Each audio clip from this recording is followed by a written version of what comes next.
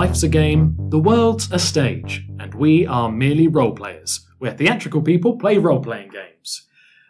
Welcome to the Merely Role Players replay. We'll be looking at Season 5, Codename Mosaic. I'm delighted once more to be joined by our storyteller, Matt. Don't give them my real name. Codename Boothman. How are we feeling? We're 4 seasons through. Yeah. You think overall everyone's getting into the flow of things? Yeah, it definitely feels that way. I think you can feel us having hit our stride by this point and sort of having a formula that works. Do you think production-wise, organisation-wise, technical-wise, it's all getting a bit easier too? Yeah. Falling into a routine. Yeah. This is before we start getting more ambitious with things like sound design. Mm-hmm. Although I think you can, if you listen to the musical themes of seasons 1 to 5 next to each other, you can definitely see some evolution there. Yes. I believe, let me think. I'm trying to remember what the musical theme for Let's Get Gideon sounded like. I think that one was a double pretty, bass. It's a dum, yeah, dum, that's the dum, one, yeah. Dum. So, like, the first 2 are just little licks, little stings. Amnesty is still very simple, but I was really, really pleased with how genre appropriate it felt. Because it's got that long whistle and flute or something underneath, or it's a clarinet. It's something woodwindy. Yes. I don't think GarageBand actually had a clarinet, but I managed to tweak the settings on a different instrument to make it sound like one. Fantastic. One for all you music nerds out there.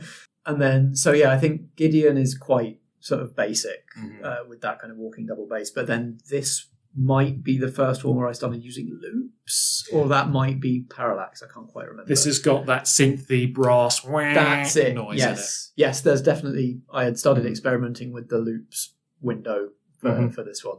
Absolutely. You gotta have brass for a Bond style. You absolutely do. I'm just sad you didn't have a Shirley Bassey impersonator warbling over the top of it. But everybody would have heard the wonderful intro music at the start of this episode, I'm sure. So let's crack on then. Season 5, Codename Mosaic. Starring Ellie, Vicky, Strat, and new player Chris McLennan. A high-stakes spy thriller, a tale of betrayal, subterfuge, and intrigue. A story where we find agents Tanktop, Pigeon, Anvil, and Foxglove racing against time to uncover and stop a dastardly plot. Ooh, fun. Spies are fun, aren't they? It's a genre I am very familiar with. I've enjoyed Bond for a long time, and Mission Impossible seems to keep going strength to strength as well. It's a fun genre to play around in. Yeah, everybody will have seen at least one James Bond film or a Mission Impossible film, or be aware of the genre in general. I was going to say, like, it's one of those ones that even if you haven't seen a James Bond film, you still know the trappings to some extent. 100%. I don't think you had much trouble getting sign-up volunteers to join in this game. Speaking of which, with the introduction of Chris McLennan, who we'll come on to in a second, we continue to grow the cast of merely role players. You said originally, you didn't see it as being quite as expansive as it turned out to be. How do you think it is, with the exception of Ellie and Vicky for a lot of it, how do you find it is having new players joining so often? I think it's good. It keeps refreshing things so that it's always exciting and unpredictable for the audience. You never quite know. Like, there's enough familiarity with the sort of the same person in the GM chair most of the time, and at least a couple of familiar voices each time. But you keep getting kind of fresh blood, fresh perspectives, fresh approaches to role-playing in there. So it never gets stale. It also means that as well as having a different dynamic with each player, you get a different dynamic depending on the group of people that are together and how they work and how they interact. What sort of behaviour they encourage in each other. Exactly. We've got people that have got different relationships, some close friends, 2 married couples, lots of, different relationships going on there. So depending on sort of the mix, you get an interesting story. This sees the return of Vicky, who was out for 2 seasons. Last appearance was in 5 Stage of Rescue. Strat, who will come on to, who was in season 3 previously. But let's talk about first-time introduction of Chris McLennan, the third Chris in the Chris trilogy. He came to us from another podcast. Yes, well, he runs another podcast. Yeah, he is an old school friend of mine, is where I know him from, kind of outside the podcasting and gaming sphere. But yes, his is the very first role-playing game actual play podcast I ever listened to. So he got you into it. You could say that. So he used to be in a podcast called The Gentleman's Four, which was a Dungeons and Dragons actual play, which I don't think they released all that many episodes because it was kind of an experiment. Mm-hmm. But yeah, that was my first experience of being an audience to somebody else playing a role-playing game. For sure. He's obviously got the pedigree to sort of play in these sorts of games. So there's less of a worry of bringing a new player in that maybe you had when, say, I joined for the first time or when we've had other first-timers joining. Yeah, and then more currently, he was joining us from the Space Jam Continuum podcast, which is a show where he and his friend Cal attempt to cobble together an MCU-style cohesive cinematic universe from all of Looney Tunes and Merry Melodies. And how did they get on? It is complex. That makes sense. So they recorded this before the reboot of Space Jam came out, right? So do they have to start again and introduce everybody from that? No, they didn't restart. So the original concept was it would be all the cartoons, and they lead up to Space Jam, which is the Avengers Assemble. Right. Of the Looney Tunes and Merry Melodies verse. That makes sense. And then Warner Brothers came along and decided they were releasing Space Jam 2, which threw a big spanner in the works and changed a lot of things for Space Jam Continuum. Yeah, Chris lost his mind. He couldn't cope with the influx of information. But anyway, he wasn't talking Looney Tunes this time. He was taking on the role of the Felix Leiter role. Yeah. The other agency. Very clever. He's literally coming from another agency in the podcasting world and playing the role of the player from the person from another. Yes, so it was a way of in-world reflecting the fact that we had somebody joining us who wasn't a member of Blackshaw Theatre Company, the organisation that the podcast is hung around at that point. Did he start with an accent in this one? He did, and I'm sure he did. And also here is someone you've all worked with before, your liaison from the agency, Agent Foxglove. Hey, Foxglove. Long time no see. Hope you're well. Always. Yeah, I'm just going to put it on record. That's very brave of him to assume an accent this early on in the game world. I mean, I'm doing one for Vigil, and I lose it most times, and it drives me mad. So, fair play to him for doing that. Yeah, fitting quite nicely, I think. Yeah. I think he was quite quiet to begin with, just figuring out his way amongst three veterans of merely role players. Great to have Chris McLennan in the podcast. Yeah. Somebody who needs no introduction. This is now his third game with merely role players. Strat. Guess what? Another Royal Holloway alumni, another improviser, another thespian, another drama maker and a writer and all sorts of exciting things, and an RPG player as well. Yeah. Another member of the D&D game that we played that Chris Starkey ran. Indeed, yeah. Strat's a clever player, isn't he? He is. Yeah. He is. You can always see his brain ticking around, trying to find like a fuck yeah moment to pull. Yeah, he's always looking for the Hail Mary pass. He's always looking for the moment where that looks amazing. And as such, he's got an excellent highlight reel throughout the seasons. Yeah, creative responses, and I keep using the phrase "big swings," but he's good at taking those. Yeah, he likes to play sneaky characters as well. I found he's always quite sneaky. He's roguey, hiding in the shadows, and in this is where in the first act he's hiding up in the eaves, in the lighting rig, and swooping and pouncing on people and stuff. I am going to grab some of the kind of the ropes for other bits and kind of pull it up, and then the idea is as I get to her, I am going to attempt to essentially like wrap her in that rope and restrain her so that she can't slide down. I would just like to go, oh, you've got rope around you now. I run with her with the rope. What I'm going to do is I'm going to suddenly go down into one of those sort of like slides on the floor, and as I do, I'm going to wrap the rope tight around her ankles and then just give her a little nudge.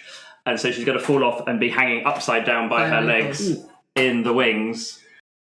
And quite similar to his role in Amnesty. There was maybe a bit less subtlety in Amnesty Strat. I mean, that's natural given that we were sort of all picking our stats based on nominally at least, based on our real world personalities. Mm-hmm.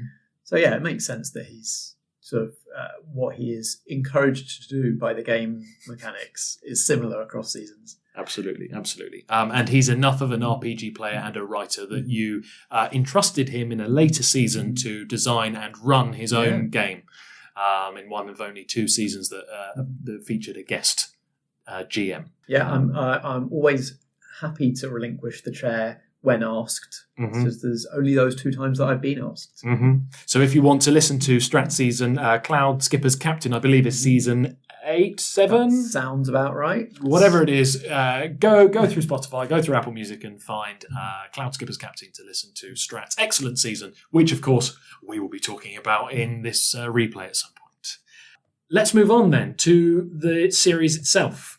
Any new mechanics that you brought in to the game? Not that are sort of at the table or audible, like the stats still work the same, harm still works the same, connections still work the same, all that kind of stuff. The only thing that's new here is, looking back through my notes, I think I must have read Monster of the Week by this point, because one of the things that I prepped for this production was a countdown. This is a bit of GM prep that Monster of the Week recommends, where you prepare 6 stages or kind of events or escalations representing kind of what would happen if the main characters did nothing. So like what the bad guys or the antagonists are building towards. So generally not a lot of the things on the countdown will actually end up happening, because the main characters are there and they will do stuff. Yes. But if you're ever stuck as a GM for like, what do the antagonists do next? What is their next big act? The countdown is a good prompt for it. I guess it allows you to have an overall contextual understanding of what's happening in the world as well. Yeah. So we had for this one, the countdown goes from assets, i.e. Spies from different agencies around the world are disappeared, followed by they are conditioned, followed by they are released, followed by they resume their posts in their respective agencies, followed by they move into position, followed by they carry out and succeed in their secret mission. Oh my goodness. Wow, that's bad things that could have happened. Yeah. So some assets were disappeared, because that's kind of what has happened before the production even starts. We find assets being in the process of being conditioned in the warehouse containers later in the show. Yes, in the finale. Yeah, correct. But none of them are ever released, so we never get to stage 3. So were you ever tempted to skip ahead for the sake of, drama? No. You were being genuine to the players. Yeah, because it's about, as I say, it's about those stages are what happens if the players do nothing, and they're never going to do nothing. No. So it's more about knowing what is Mosaic's end game here. What are they building towards, and therefore what action might they take to make sure they try and get to that next stage? Sure, yeah. I guess it's a way of not necessarily hurrying along, but allowing things to be ticking along in the background. Kind of like with what we were saying about Gideon. Yeah. Right? Is there's always something ticking in the background, and it wouldn't be fair to allow your players to relax and to mess around for weeks and weeks on end and for nothing to happen in the background. You've always got that clock that's ticking away. Yeah, and it's looking back to something I was talking about for Ariadne or 5-Stage Rescue, that the GM being allowed to just have stuff happen and knowing what those events should be. Like something like a countdown can help with that. That if nothing seems to be occurring, if the players are feeling a bit at sea and a bit stuck, and it feels like the story is flagging and getting sluggish, then the GM is the one that needs to make something happen and give the players something to react to. And knowing what the rest of the world and the antagonists of the story want and what their plan is gives you stuff that you can throw in those moments. So taking the comparison with Gideon on board again, 2 very similar genres, heist and spy. One's one side of the law, one's the other, right? Yeah, but it's like lots potentially high-tech. High-tech, sneaky subtle. subterfuge. You've got an enemy, you're sneaking around. Were you ever worried releasing both those seasons back-to-back that there would be a lot of crossover? Did you worry that... I mean, there was only one player who did both seasons, and that was Ellie, of course. Were you worried that you'd have 2 seasons of the same thing in the end? I don't think so, because I think like you say, it's that distinction of being on different sides of the law mean that even though some of the trappings are similar, the themes are very different. So in a heist, especially the kind of heist we were doing, where it's almost a bit Robin Hood, you've got the kind of underdogs taking down the powerful kind of theme, whereas any spy fiction can't get away from themes of like authority, governments, and like what governments are or should be allowed to get away with in a kind of clandestine way. True. Like I guess being agents of the state is completely the opposite to being the Robin Hood underdog. It's to do with positions of power, ultimately, isn't it? You know, spies, regardless of if they're sort of, being written off or they're just individuals, they do have the full backing of Her Majesty's Secret Service behind them, and they've got loads of money and they've got loads of resources and stuff. Yeah, it's about why you're doing what you're doing. The heist people are doing something because they're potentially for their own personal gain, whereas spy fiction is much more about loyalty and that you're, as spies, you do what you do for loyalty, either for loyalty to your country or because it's like all you know how to do. Yes, in some circumstances. Yes, absolutely. I mean, you couldn't have picked two different groups. I guess two more different groups. Like, you listen to this season, and these guys are so much cooler than we are. They just seem to do everything so much better than the Gideon lot do. Even when they're messing up, it's got that sheen of elegance and suave and sophistication to it. Because again, in terms of things that are different between the two genres, trope-wise, when things go wrong in a heist, it's a house of cards that's ready to come tumbling down. Whereas when things go wrong in spy fiction, it's like the masks coming off, right? And it's when stuff goes wrong, it's just leading towards that confrontation between the parties. So it's another high stakes, high intensity situation, on par with Amnesty, I think. Certainly by the finale, it's a similar outcome. But how do you maintain that level of kinetic energy and of intensity?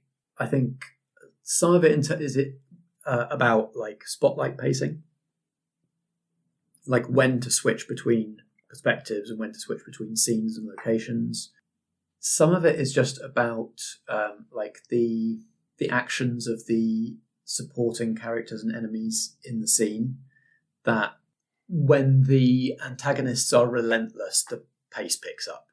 Like if they can't just be beaten back or driven off, if they keep coming, whatever you do to them, then that ups the stakes and ups the tension and the pace. Yeah, there was a real severe consequence of failure in this one. Ultimately, as you said, with the countdown ticking clock and brainwashed agents being released out into the wild, that really meant that there was it was a high stakes encounter right the way to the end. Every action mattered. Even, if there was a failure, then everybody had to up their game, and you can tell everybody's throwing dice at each other to assist, and maybe it's because of the high stakes nature, but maybe also it's the strat rule of cool, and it's like, well, I want to shoot somebody from here, and I want to run across the rooftops and whatever else. You can hijack a passing helicopter if you want. Ethan hunt that thing so hard. I am going to do that. So a helicopter moves in, and the pilot, this is sort of at the point where the smoke isn't too visible yet, and the pilot still thinks that they can hover over and pick up a stack of containers. So my plan is to use the cover of the smoke to run and jump on the strut. The skid. Roll some blunt. No. You miss the strut and plummet. Oh, mate. Oh, shit, man. Shit, okay. And you hit the ground outside the warehouse, and you are injured. Oh, mate. If you take any more damage, you're gone. Right, okay. Yeah, everybody's got an idea in their head of what is a cool thing to do in a spy thriller. Yeah. So the setting is obviously a very cool one, right? You think of James Bond, you think of Tom Cruise character from Mission Impossible, Ethan Hunt, not Hawke, he's an actor. He's a real person. You think about how super suave and cool those people are. How do you think our team got on? Because there's a bit of a contrast, right, between super cool secret agents and Blackshaw / merely role players, and I mean that in the nicest possible way. We're a silly bunch. We enjoy foolishness. We enjoy coming up with situations that make us look silly. 3 seasons ago, Chris Starkey pissed a urinal through a wall. I think it is a compliment to say that none of us act like blunt instruments of the state. No, absolutely. And anytime there's an opportunity for foolishness, we try and find it. I think about this season in particular. Very early on, one of the rogue agents is being interrogated by Ellie. My brain went to the exact same place when you asked this question. Ellie, for some reason, had a fixation with snacks and with a snack fridge. And there was... I remember at one point you broke character and you went, out of character, Ellie. What are you trying to get out of this? Yeah. And Ellie just said, I'm just trying to weird him out or her out. Do you want a snack? And I just get out like a packet of crisps. Start eating. You can see her like eyeing the snacks. Yeah. But she sort of remains resolute. And then I'm like, I pick up another packet. Prawn cocktail? It's your favourite. She stays stony-faced. But you can see that it's taking an effort. So I slowly open the prawn cocktail packet of crisps. Just sort of waft them in her direction. You sure? Turns her head away as if she can't smell them. Fine. I just start slowly licking the flavour off the crisps and then discarding the damp, unflavoured bit on the floor.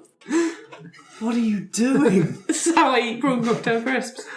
Do you want one? No. What? Out of character. What is your goal? I'm trying to weird her out. Okay. Until she'll just talk to me out of like maybe frustration. And she succeeded. Yeah, it's partly from the fact that in these seasons we're doing a bit of game design at the table. Like we design signature moves as part of character creation. Like they're mostly not picked off a list that I've come up with. I haven't come up with the 3 different outcomes for each of those moves. We're just coming up with what is a thing that the player wants to be able to do, so we'll let them do it. So we had this signature move for Ellie that she was able to just get people to slip up and drop details without, like, even if they're guarding them closely. And it's what we discovered then is it's one thing to come up with that as a move that your character has, and another thing to work out how to elegantly, fictionally trigger that in play. Which, to be fair to her, for the rest of the season, she was incredibly suave and sophisticated, was wearing an amazing dress and was seducing people left, right and centre. But there was a check-in necessary to be like, are you trying to trigger that move now? Is that what you're doing to trigger that move? And then I have to then follow that up with, okay, so what is it about the things that Ellie is saying that will bamboozle or trick or goad or confuse this agent into slipping up, and then what detail does it make them drop? For sure. I guess ultimately, yes, it might seem a bit strange to have that foolishness when you're being top secret agents, but at the same time, this is for fun. This is a podcast, and I think people really are receptive to the silly moments that we bring, because nobody wants to listen to a bunch of actors all being really serious and acting their hearts out on a podcast that's meant to be for a bit of fun. I think it's the fact that we can do both. That's true. We do the silly scene where we're talking about crisps to a completely nonplussed, brainwashed agent, and then we have the very high emotion, like Strat falls off a building while jumping to grab onto helicopter skids. Yeah, you've got Vicky in her henchman fight jabbing somebody with broken what's it called, mop pole. Yeah. So we can turn on the seriousness when the occasion demands it. Indeed. It's nice to have somebody on my level. Thank you, Dr. Lacroix. That's delightful. And as he's been talking, I've been like saying how clever he is and touching his arm and so good, laughing, and just all the flirting. And that's when all the alarms go off. Can I kiss him first? Yes. Yes. like as the alarms go off. No, before they go off. It'd be weird timing otherwise. Like as a distraction. There's not alarms going off, it's all just in your head. Yeah, they'll definitely stop any second now. Yeah. Throughout that conversation, as he's getting more desperate, we're just getting closer and closer. You're just getting closer. Yeah, sure. And I'm like, I can help you. Yeah. So we have a smackaroo. I can save you, Renee. We have a beautiful tableau of the two of you in a cinch in the flashing red light. I was just really impressed with how smoothly this season went. Like each scene just transitioned from one to the other really smoothly. Everybody had an idea. Everybody had the big picture idea of, we need to capture this person in the first act. Then we need to find more information. There's the interrogation. Then we need to find information here. And then it's the epic finale. I don't know if it's just that your editing was on point. More likely it's the players were just really, really on point for this one and knew exactly what they wanted the whole way through. Because it's not a simple story. No. It's quite complicated. It's spy. They have to be. You've got to have twists and turns tricky. and following leads. It's Yeah. interesting that you say that it hangs together that well, because this is one of the ones where I have like a really specific moment that I feel like I could have done better. Like I'm trying to remember the exact moment. There's a role where they're trying to get some information about something, and I think they're in their agency safe house and they're using the systems there to try and find information about whoever it is they're after. And I think it was either a mixed success or I think it was a complete fail. And the response to the complete fail was that they didn't get the information they wanted, and that we had like this cutaway to somebody off screen or off stage who was like surveilling them. Okay, and what's the consequence of the fact that you failed to try and find this stuff out? How were you? He's so bad at finding stuff out. How were you investigating this? Oh, I was just Googling it. Oh, amazing. Sure, and that's untraceable too, Yeah. which is great. Private browsing, that's fine. That's not how that works. Somewhere else, we see somewhere else like a big surveillance monitoring suite, and there's a silhouette in a swivel chair looking at all of these screens with data and video feeds and all sorts all over them.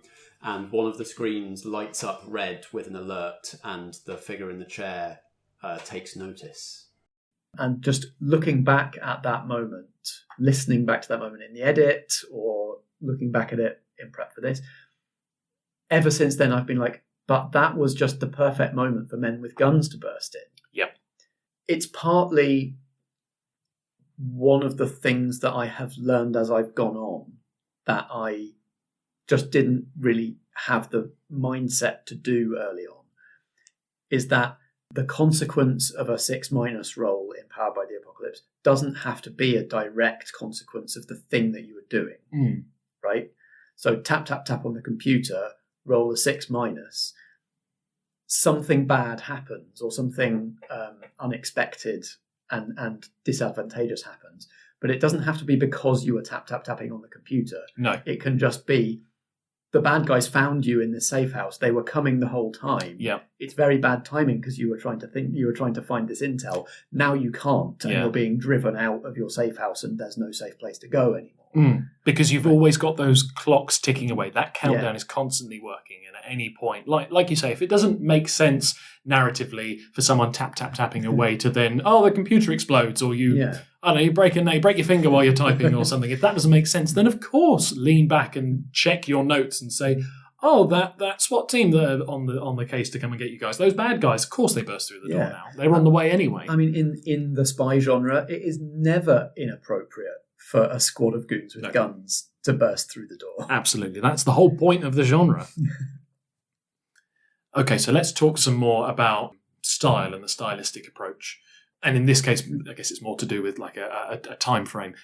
As we've discussed on these replay episodes, each and every season gets bigger and bigger and bigger and culminates in season 6, which we will cover, with an epic spacefaring adventure.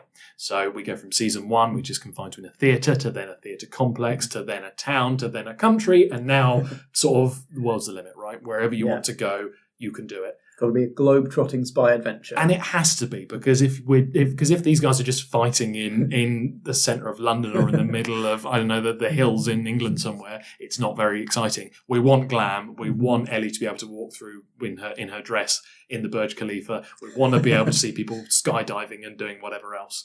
The franchise that we haven't talked about in terms of spy thrillers is The Fast and the Furious, which didn't start as a spy thriller franchise. It was a car film! But it is one now. Hobbs and Shaw, or whatever they're called. So Gideon, I found, allowed us to think up our own scenes and our own settings. We could say, hey, I want to go to the Freeport and interrogate this person. I want to do this. Mosaic was even bigger. It was, where do you want to go in the world? Yeah. Do you want to investigate this? And the guys had a lot more freedom to decide where they wanted to go and what they wanted their outcome to be. It was less sort of railroaded as traditional RPGs might be. So, hiding amongst all of that waffling is a question. Do you prefer running that sort of game? It's a bit more high stress for you because you don't know what they're going to ask, but one could argue that it's more satisfying. Yeah, I don't find it higher stress, Really? to be honest, because I can always just turn it back on the players if they have a question that I don't have an answer for. Because often when people ask the GM a question, there is an answer that they're secretly hoping for. And sometimes it's just about saying, well, tell me what that answer was, and that can be it. I was just going to say, I think it's around this sort of time in the seasons that you start putting it back on the players, that you learn as a games master to say, what do you think it looks like? What do you think's there? I think one of the locations that we go to Dubai or somewhere like that in Mosaic.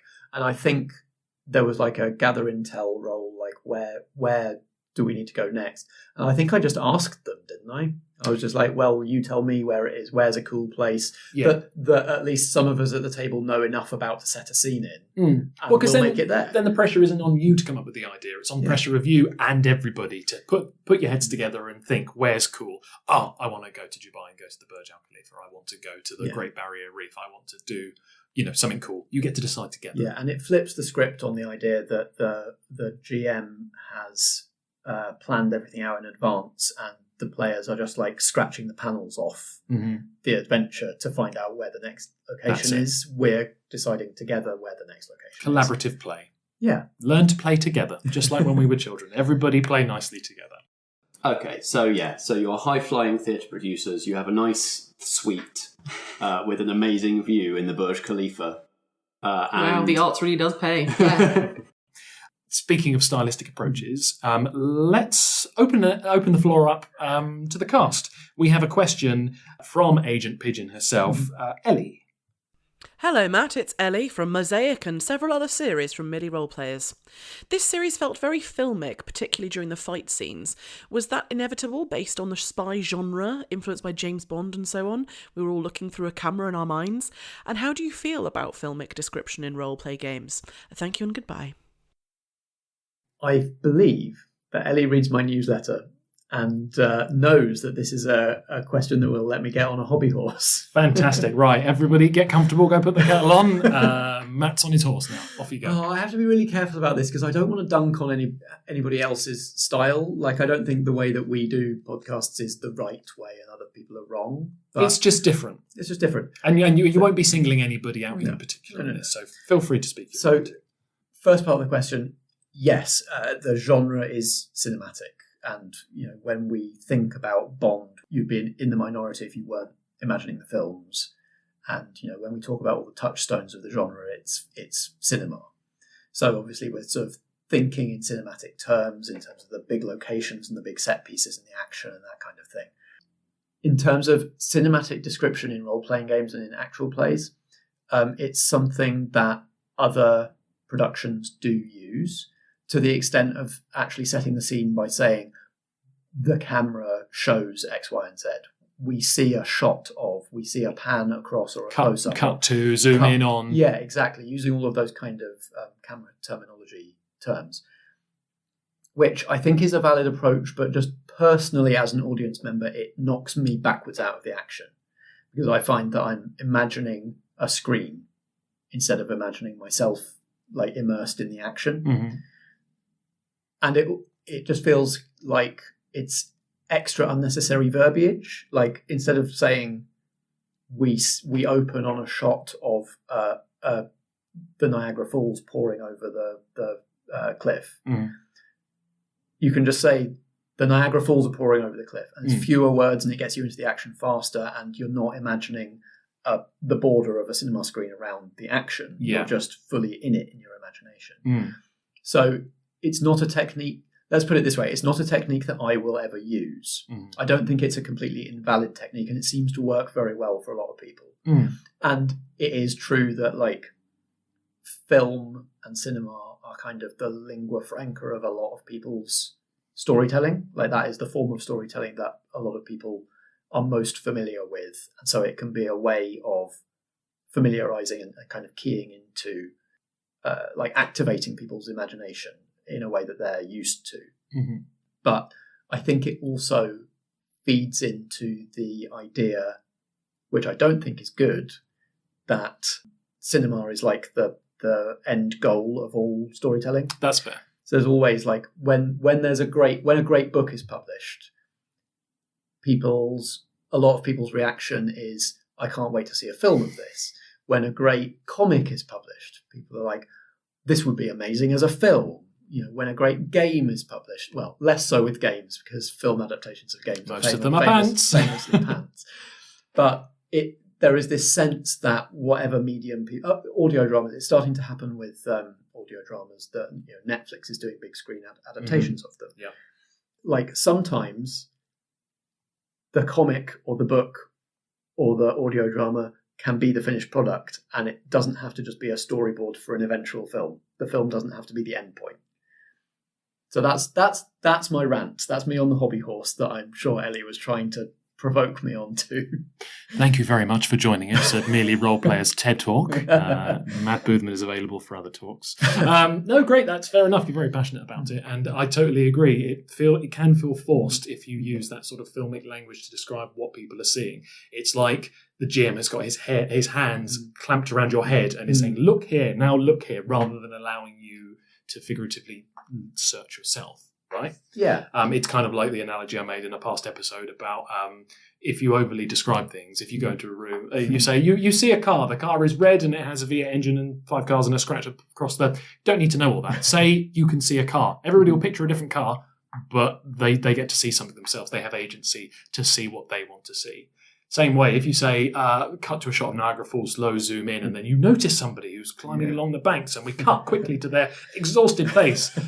Why not just say you're at Niagara Falls? Who's that over there? You notice somebody down there. Yeah. There's another technique which I haven't fully formed an opinion on yet, but I definitely think is interesting in terms of description that I've heard in a few things, which is when people give a visual reference and suggest that you Google it, which I think is interesting because it acknowledges the kind of the cross-media way that people consume podcasts specifically. Like I don't think you probably wouldn't see that in a published book, but on an audio drama or a podcast, especially something kind of has that kind of informal feel like an actual play, where it's kind of people having a conversation around the table. Most people will be consuming that on a phone, and they actually can just Google it and see what the person is talking about, and that can be it can be a useful shortcut. So yeah, I haven't fully decided whether I'm kind of for or against that, or whether it's something I would ever. I think it probably isn't a technique I would use, but I'm not as totally dead against it. Me personally, I am totally theatre of the mind, and I really, really like that. However, I do appreciate having visual cues in games that I've run. Every so often, I will show an image of what I'm trying to describe, and either that's because it helps my players understand. Or a lot of the time with me, I really struggle to find the words. I do stutter sometimes. I get frustrated if I can't say the exact part of what I'm trying to describe. If I say, you see a couple of archers up on the castle, they're on the thing, and I can't think of the word for battlements. It's sometimes good to be like, right, the castle looks like this. They're up there. I can't describe late medieval castles particularly well because I don't know the words. This is what it looks like. They're up here. We're all on the same page. Brilliant. It's not necessary, but for me, I like to be able to communicate exactly what people can see. Specifically in role-playing games, there are times when it really is necessary for everybody to be imagining. Like you don't, as you've said in earlier episodes of this, you walk into a room and there's a dog there. Everybody's probably imagining a different dog. But if it's crucial to the game that the dog is a particular breed. True. Particular size. Is it a guard dog? Is it dangerous? Yeah. Or if you're going to have to fight the dog and the game demands that you know how many feet away from the dog you are. Yeah, 100%. Then it's important to give enough reference for people to be imagining those details the same way, so that everybody is. And in combat-heavy games, it's very, very important because let's take D&D as an example. Low-level D&D, you can totally play theatre of the mind. You see a man with a sword, right, what are you going to do? Fight. When you get to higher levels, if you're fighting Tiamat and you've got a load of little minions running around the place, there's no way that everyone can be sort of theatre of the mind. No, that's when those sorts of games turn into war games with minis and spacing, and you're all measuring how far away and how much effect your spell will be, because that's the nature of that game. However, with this, with Codename Mosaic, no such need to implement visual cues. And you don't lean too heavily into the realms of cut to the Burj Khalifa. Then we have a tracking shot of Ellie walking across the hallway. You don't necessarily. We set a scene and we describe. We do, like, if you were to label sections if you did a transcript of the episode, you could probably label this paragraph is the establishing shot. Mm-hmm. But we don't say we open with an establishing shot, point of view, exterior. We just kind of say the thing. Yeah, absolutely. She's stationed on Neptune Island. Ooh, That's an island. That's an island. That's an island. Where is and what is and how is Neptune Island? Neptune Island is an artificial island in the area of the Great Barrier Reef off the coast of Australia. Always wanted to go there. It's one of these islands that's been they've reclaimed the land using like trash. Mm-hmm. So it's like they've recycled the trash. Like an eco island. Yeah, it's like an eco island. So it's basically like it's made of plastic, effectively, but it is out there, and it is billed as a kind of like a resort spa. Like, go there to reinvent yourself, let all your troubles melt away, super rich, get away. Rather fittingly, to finish off this season, we're going to talk about the finale. Possibly the coolest location and finale in Merely Role Players.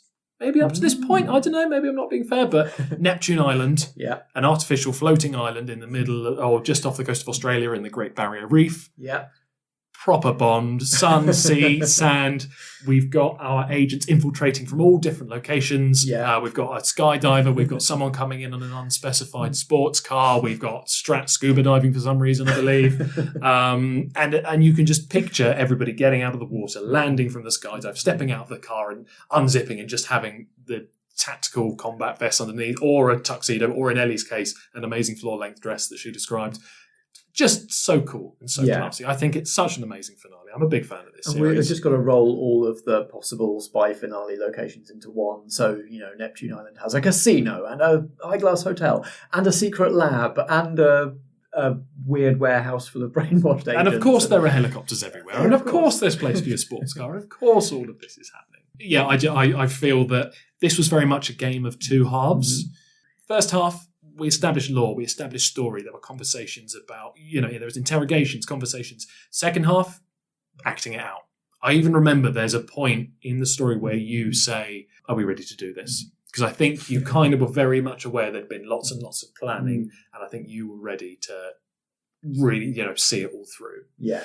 I think that there might have been an instinct to kind of, like, we need to uncover the entire situation before we can do anything about it. Yeah. I think there was a point where we just had to say, okay, maybe there are still some details you don't understand. You don't fully know why Mosaic is doing this. You don't know Mosaic's true identity yet. But you've got enough leads that lead you to this place, and you will probably find the answers that you're looking for there. Yeah. So let's do it. 100%. Everybody got the opportunity to sort of zero in on that final location. I think everybody, especially Vicky, had tropes filling their brains. They're like, we've only got 2 hours left of recording. I haven't done this yet. I want to pull a handbrake turn in a sports car. I want to have an epic fight with a goon on the top floor of a skyscraper. And everybody got a chance to act that out. Ellie is a classy bitch. Strat is a sneaky, stealthy snake. Vicky is an absolute tank. I think she's the only person that ever gets any stats in body or physicality in this game. I think it's the two of you. Yeah, we tended to give you good body stats because we know that you once cycled the whole length of New Zealand. Because I run and cycle. And we tend to give Vicky good body stats because usually it's like, oh shit, nobody in the team has somebody should probably have a good stat in that. Vicky does exercise. I think Vicky did some sort of boxing or something exercise or something like that. Anyway, and then finally, Chris McLennan, his final act of flying the helicopter into Agent Mosaic and finishing her off, despite the fact they'd all been told to take her in alive, still shocks me every time I hear it. It's brilliantly done. It just comes out of nowhere, and I never expect it to happen. So I'm going to be on comms to Chris and say, who's going to pick her up? Because you can't pilot it and pick her up, really, can you? I've got this. Okay. He's got a plan. All right. So we pull back. Yeah, the way is clear for whatever you want to try, Chris. You just hear. This was for Gosma, you weird bitch. Oh no! Just took the helicopter down so the blades are. Oh no. Just slices Roll her. blunt, and you get to add piloting. Yes, I do. That's He's done 9. it. Oh, big success. So you splatter Mosaic. Yeah, because the other 3, I think, are all quite resigned at that point. You know, they've been given their orders and they're all good soldiers. That's It's like, fine. oh, damn it, we were so close. Matt's told us to do something. The rug's been pulled out from under us at the last minute. And then Chris is like, hello! I don't work for you! Yeah, it was amazing. And like I say, everybody got an excellent moment to excel, even if Strat decided to fall off a building accidentally. Because you can, again, another moment that you can imagine that, you know, if we do go into cinematic techniques, you know, he jumps off the roof, he jumps towards the skid of the helicopter he's trying to go to, everything goes into slow motion as we see him miss it by a hair and plummet to the ground. Whoa. And it foreshadowed quite nicely events that happened in Season 9, Prosper and Viola. Strat has history with falling and with helicopters. Yes. So. Is it, what do you call reverse foreshadowing? Where Past shadowing? It foreshadows later events, but only because it happened and therefore we called back to it. So this is a subtle thing. Yep. So as I do it, I've been talking to this comm all the time, but this time I'm going to put my finger up to this ear. Oh, man. I'm excited about this. 6, 7, 8, 9, 10, 11, 12. You've done it. A little while back, in fact, before all this has happened. So I'd like the timing to work out so as the helicopter comes to a stop, this will happen. So a little while back, probably when I had fallen off the thing and everything was going to shit around me, I'm going to put my finger up to my ear and I'm just going to be croaky. I'm going to go, Poppins, confirm umbrella protocol. I repeat, Poppins, confirm umbrella protocol. It's like Tony Stark in all the Iron It's Man. amazing. And so as the... You hear umbrella protocol confirmed. Yay! So as it's all the shit is going down and that the helicopter's like screeches to a halt next to me, there's going to be another sound of kind of another helicopter. We've got all the helicopters. Yeah. There's a lot of helicopters in there. Crowded airspace. This one feels like yeah, Black Ops exactly. helicopter, though. And a rope is going to appear and a figure is going to slide down to it's sort of like in full gear and is going to take off the kind of face mask, and Helen is going to do that. I'm going to look up to her and go, it's time maybe we got out of this business and settled down.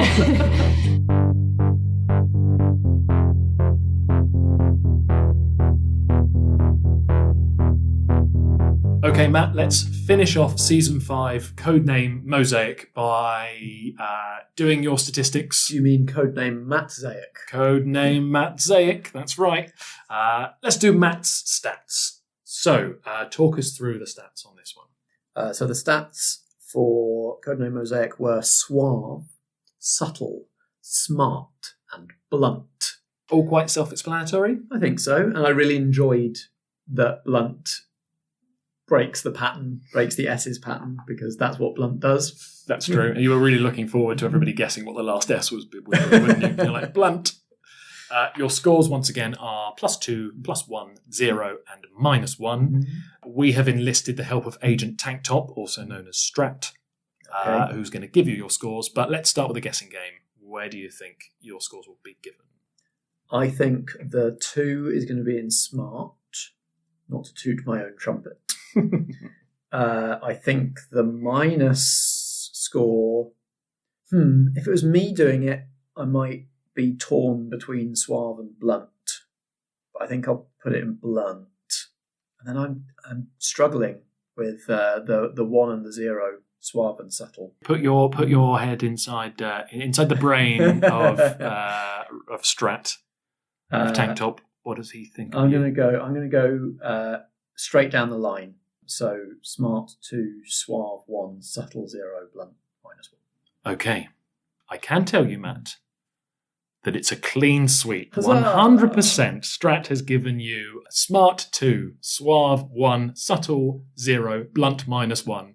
I don't know if he worked that out or if he just did it in order. But anyway, that's all good. I asked him for some reasons for the above, and he has given 4 answers to this one. Smart. Matt has both the air of cleverness and, more importantly, the actual cleverness to go along with it. He managed to pull together the threads of 10+ series of merely role players into a satisfying conclusion. Our boy's got smarts. So he thinks you're super smart. That's the seasons we've done so far. You've scored pretty highly on intellect and smart and stuff. Suave, which is your +1. He's a snappy dresser, in brackets, waistcoats. You did wear a waistcoat here today, didn't you? Or was it a jacket? It was a blazer. It was a blazer. You were very well turned out. I do have waistcoats in the wardrobe, though. Fair enough. He also says that you have a silver tongue that can turn razor sharp when he wants it to be. Your subtle is 0. It's not that Matt isn't subtle. I just think he'd approach things differently. He's not a sneaky man, I don't think. And that's coming from the sneakiest man in merely role players. So does that seem fair? Yeah. And finally, blunt -1. He simply writes, have you met Matt? You are not a blunt object, it appears, which I think is fair. Yeah. I'm very excited to find out what I've been given for number 2 on this sheet. Yes, but let's move on to number 2. You're going to have to tell me if there is a backstory or a little in-joke here.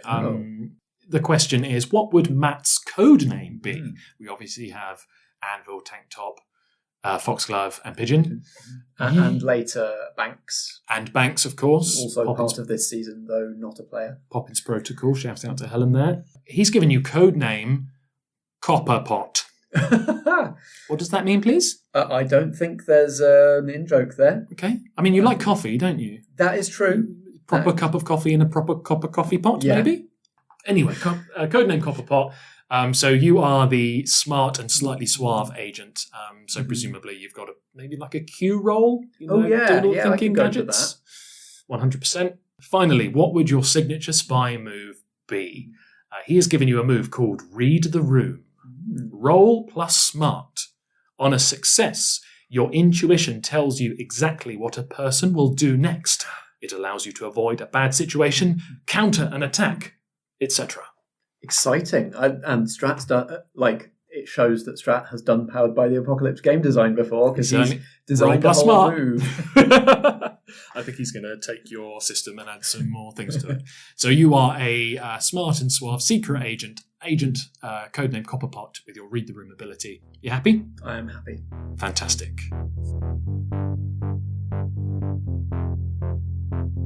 This has been Replay, a Backstage episode from Merely Roleplayers. It was created, researched and hosted by Josh Yard, and the editing, music and production were by me, Matt Boothman. If you have a question about any Merely Roleplayers production from Parallax onwards, tweet it at Merely Roleplay on Twitter or email it to merelyroleplayers@gmail.com, and it could be featured in an upcoming replay episode. Merely Roleplayers is a Foggy Outline production in association with Blackshaw Theatre Company. Until next time, if drama be the food of life, play on!